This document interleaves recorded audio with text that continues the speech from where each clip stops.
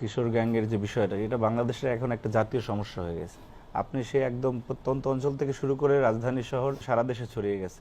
ফ্যাসিস্টরা এমন একটা মানে পর্যায়ে রাষ্ট্রকে নিয়ে যায় যে রাষ্ট্রের সমস্ত ফাংশনাল বিষয়গুলি প্রত্যেকটা সেক্টরই একটা মানে অধপতনের জায়গায় চলে যায়। আপনি দেখবেন যে সাম্প্রতিক সময়ে যে মোহাম্মদপুরে যে একদম উগ্র সন্ত্রাসবাদের মতো আপনি প্রত্যেকটা ঘরে ঘরে কিশোর ছেলেদের হাতে চাকু আছে, যেটা মানে ছোরা, তারপরে নানাবিধ মানে দেশীয় অস্ত্রশস্ত্র নিয়ে এরা প্রকাশ্যে 20, 50, 100 জন ঘুরে বেড়াচ্ছে। শেষ পর্যন্ত সেনাবাহিনী সেখানে অভিযান পরিচালনা করছে।